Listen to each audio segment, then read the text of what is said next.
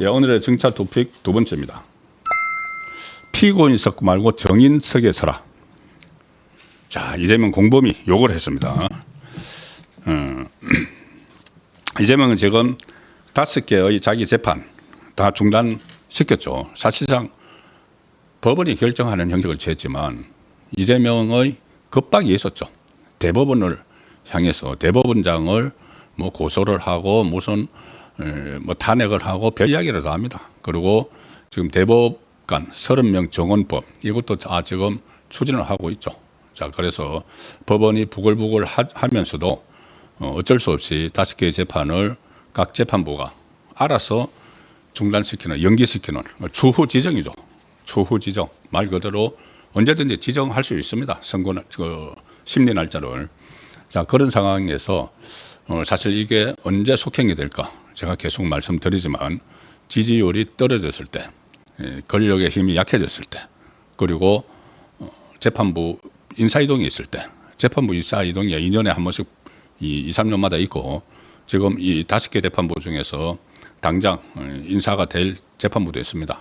그때 이재명의 지지율이 떨어지면 5개의 재판 중에서 하나, 둘씩 속행이 될 수가 있고, 그 중에서 특히 대법원에서 유죄 취지로 파기환송된 선거법 같은 경우는 재판이 열리기만 하면 바로 자기가 박탈형이 나서 이재명은 내려와야 됩니다.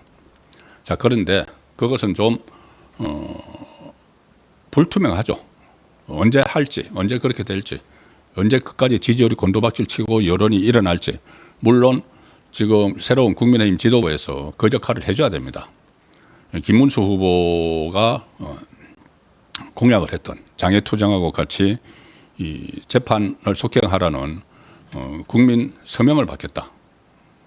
그런 방안도 지금 새로운 지도부에서 경쟁자였지만 김문수 후보가 말했던 그런 것도 지금 추진을 해야 되는 거죠. 자, 그런데 그러기에 앞서서 이번 한 10월쯤에 이재명이 법원에 출석할 가능성이 상당히 저는 높다고 봅니다. 뭐냐 하면은 바로 정인석에 서기 위해서. 오늘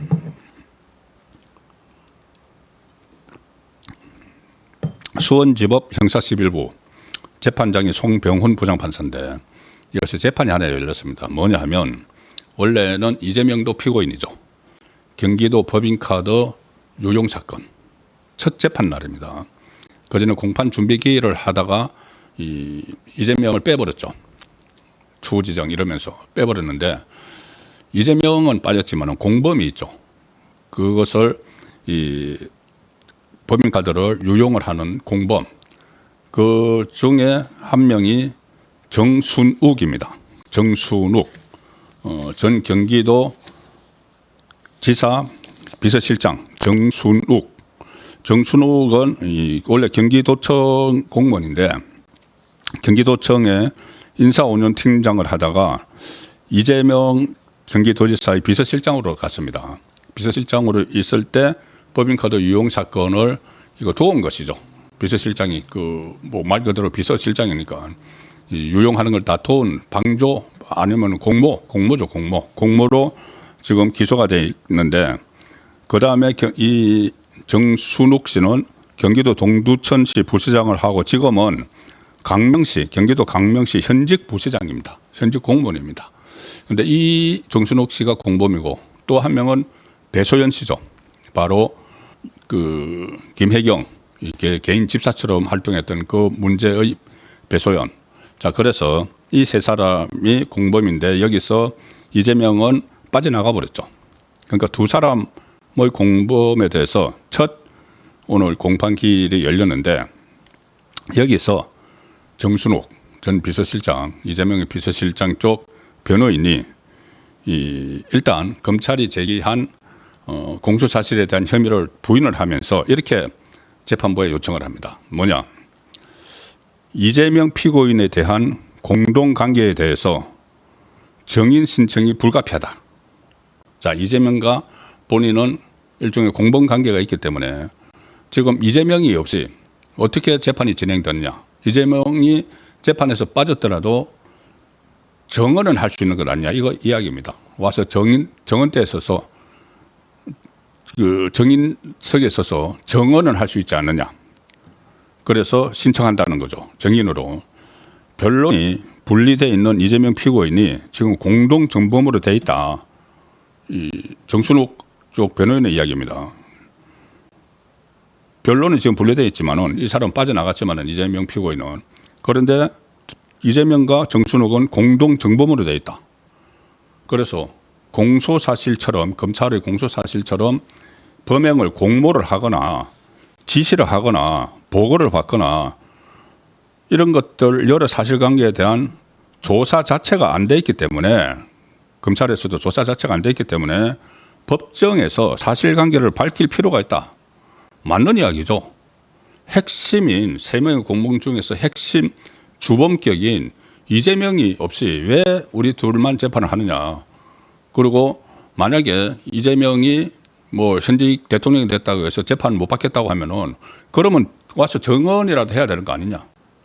정언이라도 해야지. 그거 핵심이 빠지고 우리가 그 껍데기만 가지고 무슨 재판이냐 이 이야기입니다. 그래서 이재명을 불러달라는 겁니다. 전직 비서실장이 그렇게 이야기하는 겁니다. 물론 이 정순욱 씨는 이렇게 해서 자기들까지 재판이 진행이 안 되도록 하려는 그런 목적이 있는지 모르지만은, 재판부 입장에서는 그렇다고 이 두 사람까지 전부 다 뒤로 확 밀어버릴 수는 없죠. 추후 지정할 수는 없는 거죠. 이 두 사람은 뭐 대통령도 아니고 한데. 그러니까 이 법원에서 유일하게 할 수 있는 것은 부르는 겁니다. 이재명을 정인석에 앉히는 겁니다. 이 부장판사가, 송병훈 수원지법 형사실부 부장판사가 그때 재판 추후 지정을 결정을 하면서 이재명에 대해서 이렇게 이야기했습니다. 이재명 피고인은 2025년 6월 대통령 선거에 당선돼서 대한민국 대통령으로 행정 수반인과 동시에 국가 원수로서 국가를 대표하는 지위를 가지고 있다. 피고인이 대통령으로서 헌법상 직무인 국정 운영의 계속성을 보장하기 위해 공판기일을 추후 지정하도록 하겠다. 자, 한마디로 대통령이 됐기 때문에 재판 안 하겠다는 이야기인데, 자, 그러면 이 말대로 재판을 하면은 국정 수행에 차질이 있다. 뭐 차질이 이렇게 뭐 있습니까? 어쨌든 이따 치고, 그러면 다른 공범들 재판을 위해서 잠깐 나서 정언을 할 수가 있는 것이죠. 정언까지 못한다? 이게 이렇게 되어 있습니다. 이 현행법상 현행법을 아무리 다 봐도 정인 신청의 대상에는 제한이 없다. 현직 대통령에 대한 정인 채택 여부를 두고 대통령이니까 이렇게 할 수가 없다는 겁니다. 조금 전처럼 무슨 재판은 무슨 국정 운영의 연속성 어쩌고 하지만은 정인까지 그렇게 할 수는 없다. 그러면은 법원에게로 포기하는 것이죠. 그리고 특히 지금 법원도 대법관 30명 이 정원이 지금 추진이 되는 상황에서 부글부글 끓고 있기 때문에 이재명을 정인 채택을 할 가능성이 높습니다. 정인 정도야. 그리고 아마 이게 다음 공판 기일이 10월 20일 오후 2시인데, 이제 가을이죠. 오후 2시인데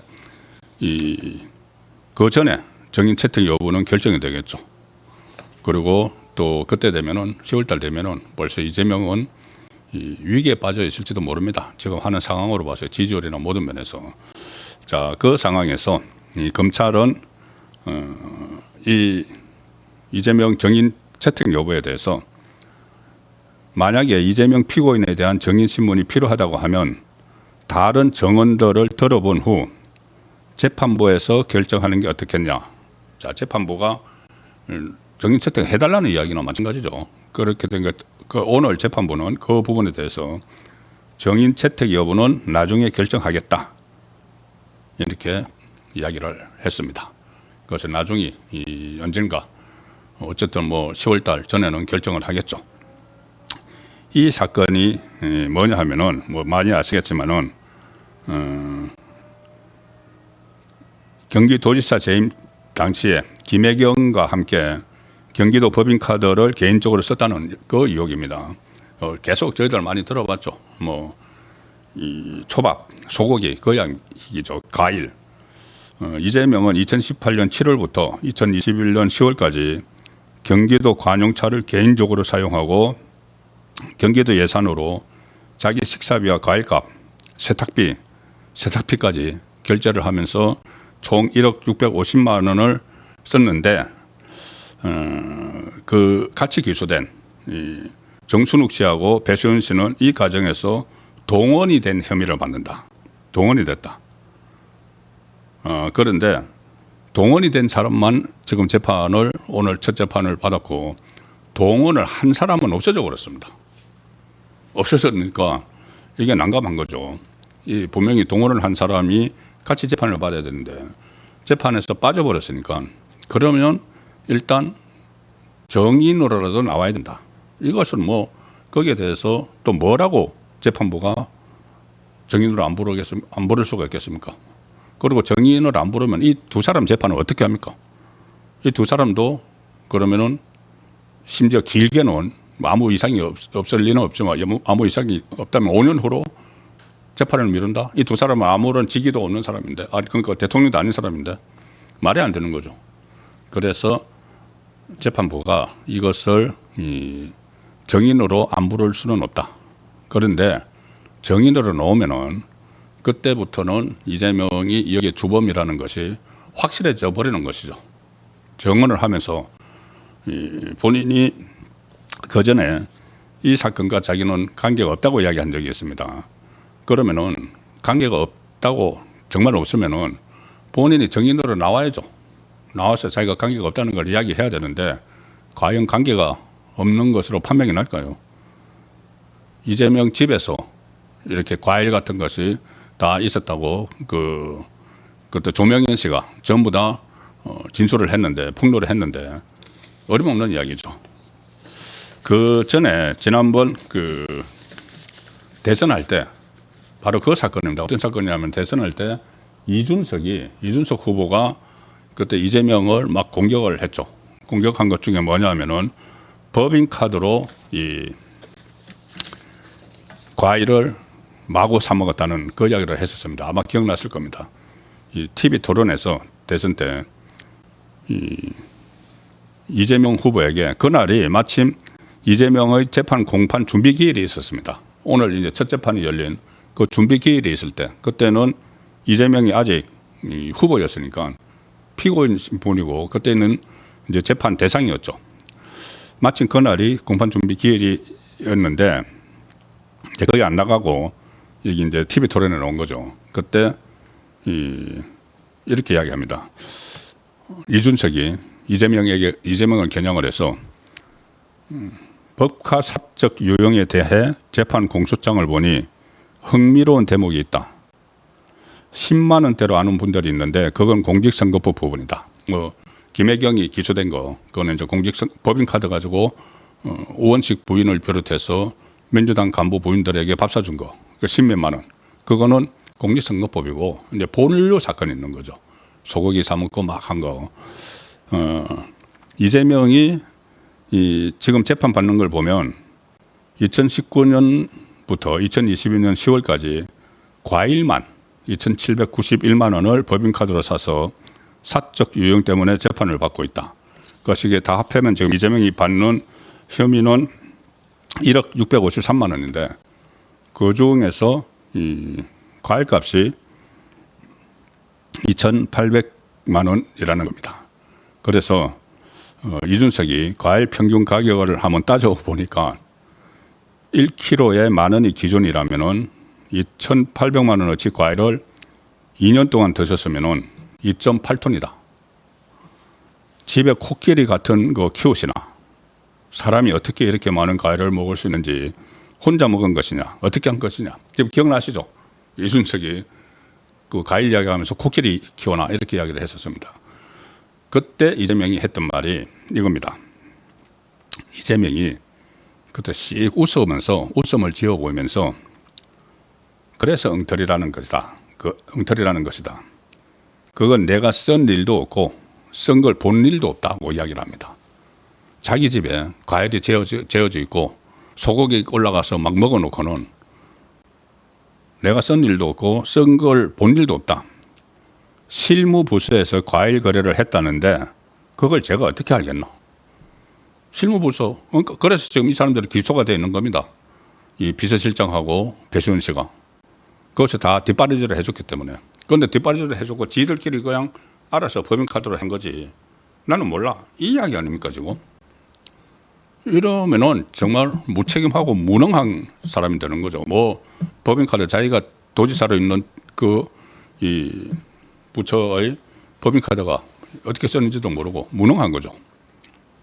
그리고 그 사건에서 제가 지시한 거로 보여진다고 기소했는데 그런 근거 자료가 하나도 없다. 그래서 엉터리 조작 기소라고 하는 것이다.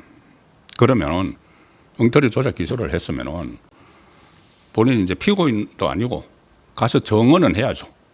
야, 이거 엉터리야. 정언은 해야죠.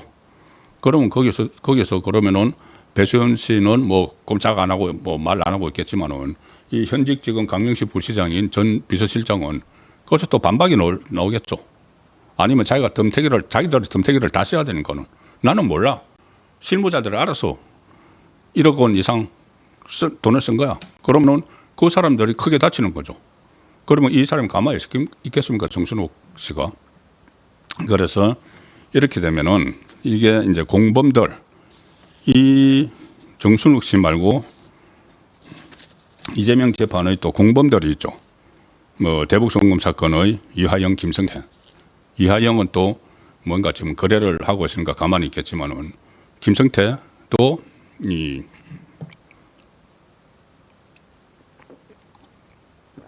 대북송금 사건에서 이재명을 정인을 신청할 수도 있는 겁니다. 그리고 유정교사 지금 2심하고 있는 여기 김진성 씨, 뭐 이런 또 공범들이 똑같이 이재명 정인 신청을 할 가능성이 생기는 거죠. 이게 한번 물꼬가 터졌기 때문에. 자, 그래서 이재명의 어쨌든 법원의 피고인석이 아닌 정인석에 서더라도 이재명의 사법 리스크가 여전히 살아 있음을 보여주는 결과가 되기 때문에 이재명에겐 치명적인 재판 리스크가 또 다른 형태로 다가오고 있다. 이렇게 정리를 해드리겠습니다.